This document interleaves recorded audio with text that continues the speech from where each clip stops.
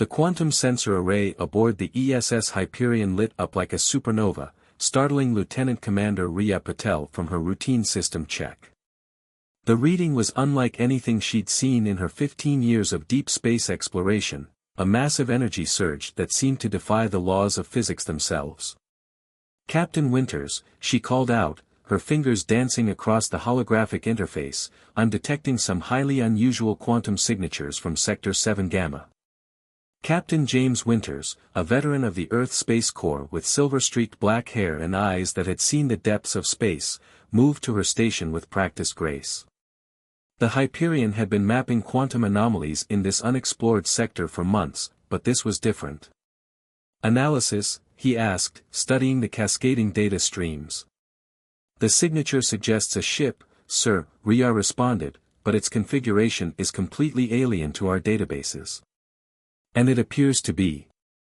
She paused, double-checking her readings, phase-shifting between quantum states. The bridge crew fell silent. Humanity had encountered other spacefaring species before, but first contacts were still rare enough to be historic events. And none had occurred under such bizarre circumstances. "Put it on main display," Winters ordered. The holographic projection materialized in the center of the bridge, showing a vessel unlike anything human eyes had ever seen. Its hull seemed to ripple like liquid mercury, with geometric patterns that shifted and changed as if alive. But there was something wrong, the ship's quantum signature was destabilizing. "They're in trouble," announced Dr. Naveen Kumar, the ship's quantum physicist. His dark eyes were fixed on the readings streaming across his station. "Their quantum drive is experiencing a cascading failure. If we don't do something, that ship will collapse into a quantum singularity, taking its crew with it." Captain Winters didn't hesitate. "Signal the unknown vessel. All frequencies, all protocols. Riya, prepare the quantum stabilizers. Engineering, stand by for emergency procedures." The response came not as a conventional transmission but as a burst of quantum-encoded data. The ship's AI took several seconds to decode it into something comprehensible, visual patterns that resolved into distinctly non-human figures. The aliens, the ZSK-RIF, as they would later learn to call themselves, appeared as crystalline beings with bodies that seemed to exist partially in multiple quantum states at once. Their message was clear enough: catastrophic system failure. Unable to maintain quantum coherence. Death imminent. "Their technology is incredible," Naveen muttered, analyzing the alien ship specifications. "They don't just use quantum mechanics, they live it. Their entire civilization appears to exist partially in quantum superposition. Can we help them?" Winters asked, his voice carrying the weight of a decision that could shape human-alien relations for generations to come. "Maybe," Naveen replied, already running calculations. "But we'll have to modify our quantum stabilizers in ways they were never designed for. And sir." He looked up, his expression grave, "we'll have to take them into our ship's quantum field. If something goes wrong, we could both be pulled into a quantum singularity." Captain Winters looked around the bridge, seeing the determination in his crew's eyes. This was why humanity had reached the stars, not just to explore, but to extend a helping hand across the cosmic divide. "Do it," he ordered. "Engineering, begin modifications. Medical, prepare for possible casualties. Security, stay alert but non-threatening. Let's show our new friends the best of humanity." The next hours were a blur of activity. The Hyperion's crew worked with desperate efficiency, modifying their quantum systems beyond their design specifications. Dr. Isabella Torres, the ship's chief engineer, personally oversaw the modifications, her hands steadied despite the enormous pressure. "Quantum field extending," Riya announced, her voice tense. "Contact in 15 seconds." The bridge crew watched as the Hyperion's quantum field reached out like an invisible hand toward the dying alien vessel. The moment of contact was marked by a surge of energy that made the ship's lights flicker. "Field stability at 60%, Naveen called out. 50%, 45%. Reroute power from non-essential systems, Winters ordered. Everything we've got into the quantum stabilizers. Isabella's voice came over the comm, rerouting power now, sir. But our systems weren't designed for this kind of strain. We're pushing way beyond safety limits. The ship groaned as if in pain as its systems were pushed to their breaking point. Warning alerts filled the air with their urgent cacophony. But slowly, gradually, the readings began to stabilize. Quantum field stabilizing, Rhea reported. The alien vessel, it's beginning to normalize its quantum state. Through the main viewport, they watched as the alien ship's mercurial surface stopped its erratic fluctuations, settling into a more stable form. The quantum readings showed their desperate gambit had worked, both ships were now safe within a shared quantum field. The next transmission from the alien vessel carried something new, gratitude. The crystalline beings had expected to die among the stars, their quantum essence scattered across multiple realities. Instead, they had found salvation from a species that hadn't even mastered quantum living. As the immediate crisis passed, Captain Winters ordered preparations for receiving their new guests. The ZSK-Rith would need specialized quarters that could maintain their unique quantum state, but the engineering team was already working on solutions. Send a message to Earth Command, Winters instructed his communications officer. First contact established with quantum-based lifeforms. Cultural exchange imminent. And add a personal note, he smiled, looking at the alien ship now safely nestled in their quantum field. Sometimes the best way to reach across the stars is with an open hand. The Hyperion's converted cargo Bay 3 had become something that defied conventional physics. Dr. Isabella Torres stood at the entrance, watching as crystalline structures grew from the walls like living fractals, each formation housing one of their ZSK-Rith guests. The engineering team had worked around the clock to create an environment that could sustain the aliens' quantum-based physiology, but the results exceeded everyone's expectations. Remarkable, First Guardian Kavir's thoughts resonated directly in Isabella's mind, translated by the ship's advanced quantum interface. The crystalline being's form shifted through multiple quantum states, creating a mesmerizing display of light and geometry. Your species achieves through technology what we do naturally, yet the elegance of your solutions is unexpected. Isabella smiled, noting how the translator rendered the aliens' thoughts with a hint of warmth that belied their crystalline appearance. Sometimes the best solutions come from working with limitations rather than transcending them, she replied, adjusting the quantum field harmonics. We humans have always been good at making do with what we have. In the week since the rescue, the Hyperion had become a landmark experiment in interspecies cooperation. The ZSK-Rith's quantum-based technology had initially seemed incomprehensible to human science, while the aliens struggled to understand how humans could function in what they called crude linear causality. Yet necessity had bred innovation. In the ship's medical bay, Dr. Naveen Kumar worked alongside the ZSK-Rith's quantum harmonist, Telshar, to develop new ways of monitoring both species' health. The aliens' crystalline form hummed with frequencies that would have once overwhelmed human sensors, but together they had created hybrid monitoring systems that drew from both civilizations' knowledge. Your biological processes are fascinating, Telshar observed, their form refracting light in patterns that the crew had learned to recognize as excitement. You exist in a fixed quantum state, yet achieve complexity through chemical reactions we thought impossible without quantum fluctuation. Naveen adjusted his instruments, grinning. And we never imagined consciousness could exist in a quantum superposition. Your people are rewriting everything we thought we knew about life itself. The breakthrough came during what the humans called dinner, a concept that had initially baffled the ZSK-Rith, who absorbed energy directly from quantum fluctuations. Captain Winters had insisted on inviting their guests to observe the human ritual, believing that understanding often began with sharing customs. Lieutenant Commander Rhea Patel sat with Kavir, explaining the social significance of shared meals while the alien watched in fascination as the crew ate. It's not just about sustenance, she explained, gesturing to the animated conversations around them.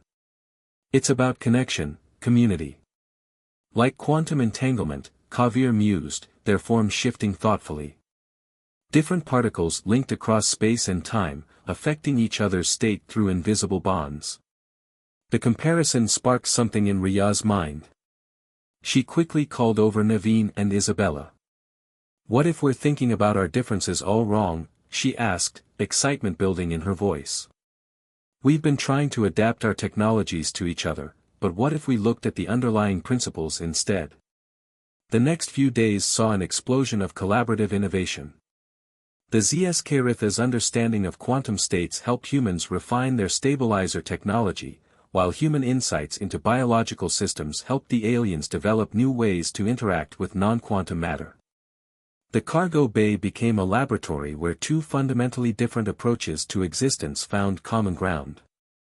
Captain Winters observed these developments with growing optimism. Standing on the observation deck with Kavir, watching the stars streak by, he reflected on how close they had come to missing this opportunity for connection. "Your quick decision saved our lives," Kavir commented, their crystalline form resonating with the ship's quantum field. "Many species would have seen our difference as a threat." Winters shook his head. "Difference is only a threat to those who don't try to understand it. Humanity learned that lesson the hard way, through centuries of our own conflicts.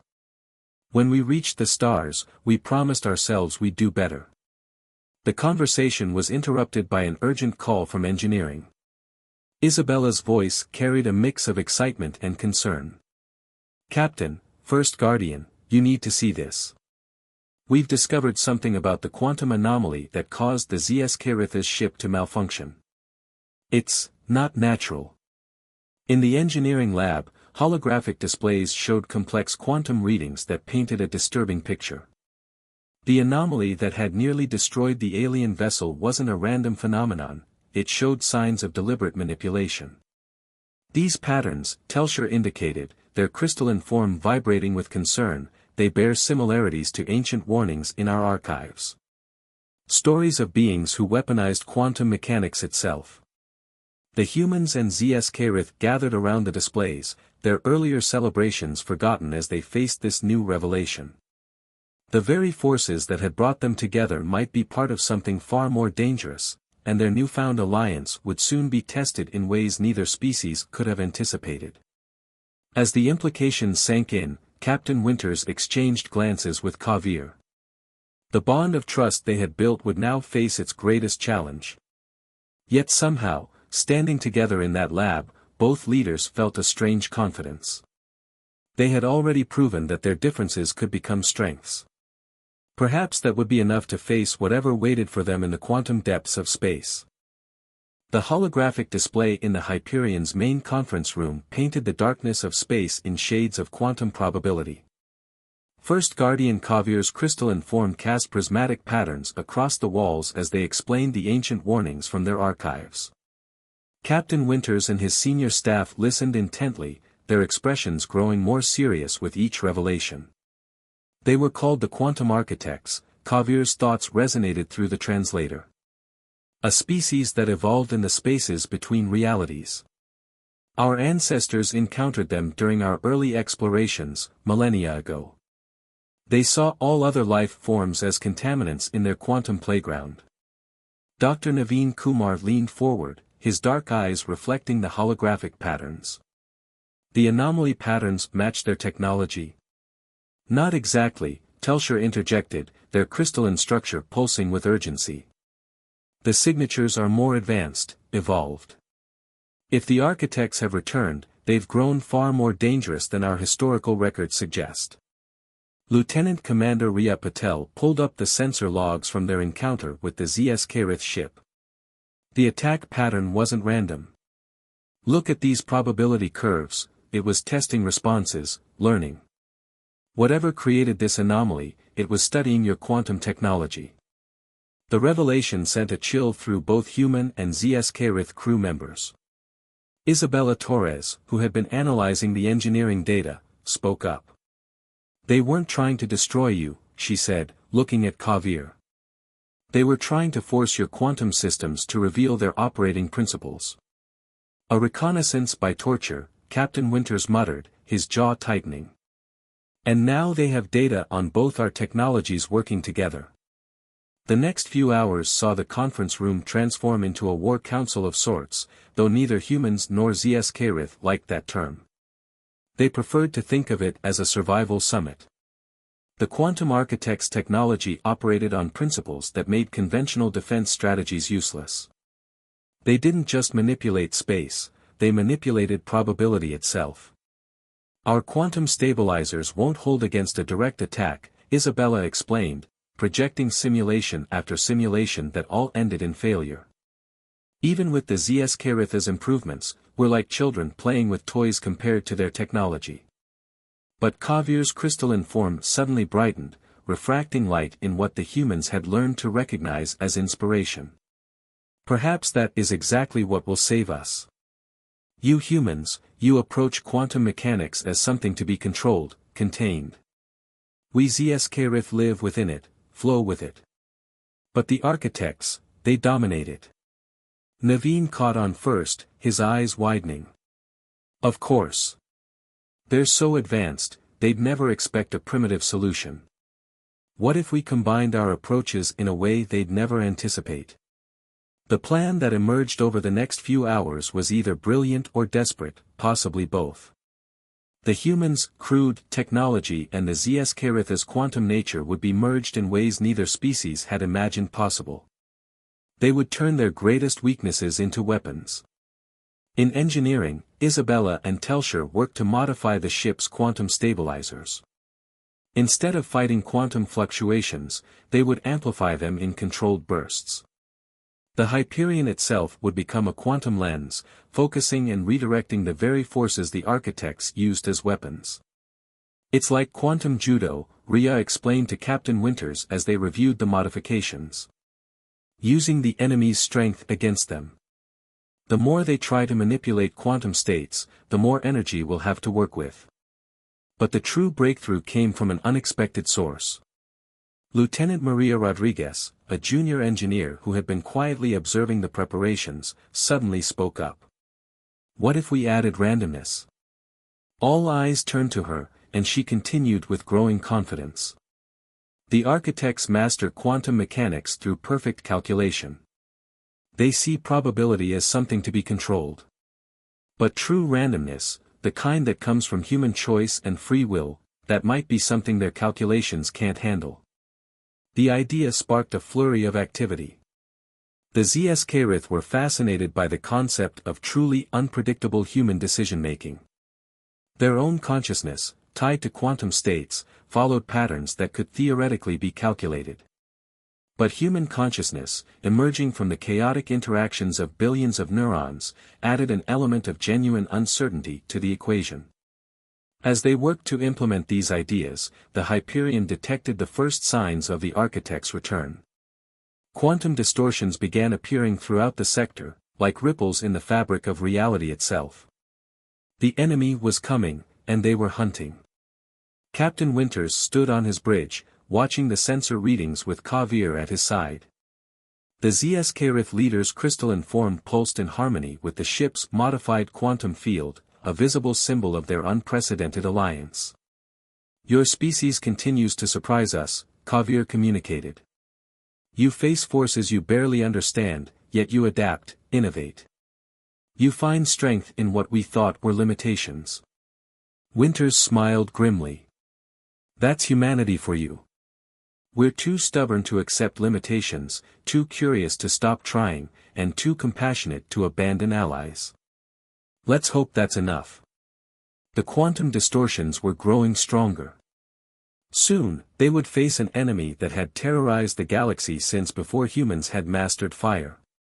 But as Winters looked around his bridge, seeing humans and Zscarith working together with determined efficiency, he felt an unexpected surge of hope.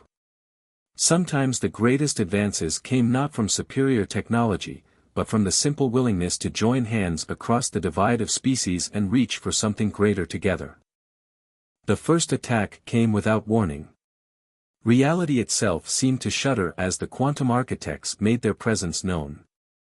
Through the Hyperion's viewports, space twisted into impossible geometries, the very fabric of spacetime becoming a weapon in the hands of their ancient enemy. Multiple quantum distortions forming. Ria's voice cut through the tension on the bridge. They're trying to destabilize our quantum field. Captain Winters watched as ethereal shapes emerged from the distortions, ships that seemed to exist in multiple states simultaneously, their forms defying conventional physics. The architects had revealed themselves at last, and their technology was even more advanced than the Zscarith legends suggested. Quantum shield integrity at 70% and falling, Isabella reported from engineering. The randomization protocols are barely keeping up. First Guardian Kavier's crystalline form pulsed with determination. Now, Captain. While they're still probing our defenses. Winters nodded. Execute Operation Uncertainty. All hands, prepare for quantum flux. The plan they had devised was either brilliant madness or mad brilliance. As the architects' attack intensified, the Hyperion's modified systems began their unconventional response. Instead of trying to maintain quantum stability, they embraced chaos. In engineering, Isabella and Telsher worked in perfect synchronization. Initiating random quantum fluctuations, Isabella announced, her hands dancing across the controls. Channeling human brainwave patterns into the field modulators. The effect was immediate and spectacular. The Hyperion's quantum field began to pulse with unpredictable patterns, guided by the chaotic but purposeful nature of human consciousness. The architects' precise calculations suddenly found themselves trying to predict the unpredictable. They're adjusting their attack pattern, Naveen reported from the science station, excitement creeping into his voice. Their quantum signatures are showing signs of confusion. Lieutenant Rodriguez's theory was proving correct. The architect's mastery of quantum mechanics relied on perfect calculation and control. The introduction of true randomness, the kind that emerged from human free will and choice, was throwing their systems into disarray. But the enemy was ancient and powerful. They quickly began adapting, their attacks becoming more aggressive. The Hyperion shuddered as reality itself seemed to tear around them. Hull breach on Deck 7. Ria called out. Emergency force fields holding, but we can't take much more of this. That's when Kavier made a decision that would change everything. Captain, we need to take the next step. The Zscarith must merge our consciousness with your crews. The proposal was radical. The Zscarith's quantum-based minds interfacing directly with human consciousness, it had never been attempted, could be dangerous for both species. But in that moment of crisis, trust overcame fear. Do it, Winters commanded, and around the ship, Zscarith and humans joined in an unprecedented communion of minds. The effect was transformative. The Hyperion's quantum field suddenly blazed with new energy as two fundamentally different forms of consciousness merged into something entirely new. Human unpredictability and creativity flowed through Zscarith quantum awareness, creating patterns that defied all conventional analysis. Through this merged consciousness, the crew experienced reality as the Zscarith did, existing in multiple states simultaneously, feeling the quantum fabric of the universe. The Zscarith, in turn, felt the passionate intensity of human emotions, the electric fire of human thought. Their attack patterns are destabilizing, Naveen announced, his voice carrying echoes of Telsher's thoughts. They can't predict where our quantum field will fluctuate because we're not calculating it, we're feeling it, living it. The architects' ships began to withdraw, their perfect formations showing signs of disorder. For perhaps the first time in their ancient existence, they faced something they couldn't control or dominate, the combined consciousness of two species working in perfect harmony. But victory came with a price. The strain of maintaining the mental merger was intense. Throughout the ship, humans and Zscarith struggled to handle the overwhelming sensations of their combined existence. We need to end this now, Winters thought/spoke, the distinction between verbal and mental communication blurring. Focus all our combined energy on their command ship. Show them why they should never underestimate the power of cooperation. The Hyperion's quantum field suddenly pulsed with unprecedented power, channeling the merged consciousness of its entire crew. Human emotion and Zscarith quantum mastery combined into a wave of pure possibility, overwhelming the architect's careful calculations with the chaos of creation itself. The effect was devastating. The architect's ships, unable to compensate for something that defied their fundamental understanding of reality, began to fade from normal space. Their retreat wasn't just tactical, it was an admission that they had encountered something beyond their ability to control or comprehend. As the mental merger slowly dissolved, both humans and Zscarith were left forever changed. They had glimpsed existence through each other's perception, learned strengths they never knew they had, and discovered that the greatest power in the universe wasn't perfect control, it was the willingness to embrace uncertainty together. In the aftermath, as emergency teams worked to repair the battle damage, Captain Winters and Kavir stood together on the observation deck, watching the last quantum distortions fade from view. "We have not truly defeated them," Kavir observed, their crystalline form still showing traces of human thought patterns. "They will return, perhaps with new strategies." Winters smiled, feeling the lingering echo of Zscarith consciousness in his mind. "Let them come. They'll find something they never expected, two species that have learned to be stronger together than apart. Sometimes the best defense isn't superior technology or better weapons. It's simply knowing you're not alone in the fight." 3 months after the battle with the quantum architects, the Hyperion orbited Earth's primary quantum research facility, its hull still bearing scars from the encounter that had changed two civilizations forever. Inside the station's grand conference chamber, Captain Winters watched as human and Zscarith delegates gathered for a historic moment. The chamber had been specially modified to accommodate both species, with quantum field generators maintaining the delicate balance needed for Zscarith existence while allowing humans to function normally. It was a technical achievement that would have seemed impossible just months ago, but after their shared consciousness experience, both species had gained profound insights into each other's needs. The quantum merger changed everything, Dr. Naveen Kumar explained to the assembled delegates, his presentation showing the remarkable developments since the battle. "We didn't just share thoughts, we shared ways of existing. The lingering effects have enhanced both species' understanding of reality itself." The data was extraordinary. Human scientists who had experienced the merger now showed unprecedented intuitive understanding of quantum mechanics. Their brainwave patterns had been permanently altered, allowing them to perceive quantum probability states in ways that had previously been impossible. The Zscarith, in turn, had gained new appreciation for the power of emotional intelligence and creative problem-solving. Isabella Torres stepped forward, her eyes bright with excitement as she unveiled the next phase of human Zscarith cooperation. "We call it the Quantum Bridge," she announced, activating a holographic display of a massive space station. "A permanent facility where our species can live, work, and learn together. Not just a research station, but a symbol of what we can achieve through collaboration." First Guardian Kavir's crystalline form shimmered with approval as they added, "The architects sought to divide us through fear of our differences. Instead, they united us in ways they could never have predicted. This facility will ensure that unity continues to grow." The quantum bridge design was revolutionary. Using lessons learned from the Hyperion's modifications, it would create spaces where humans and Zscarith could coexist comfortably, with areas specifically designed for consciousness merger experiments. But more importantly, it would serve as a beacon to other spacefaring races, proving that even the most fundamentally different species could find common ground. Lieutenant Commander Riya Patel, who had been instrumental in developing the communication protocols between the species, presented the cultural exchange initiatives. "We're not just sharing technology," she explained.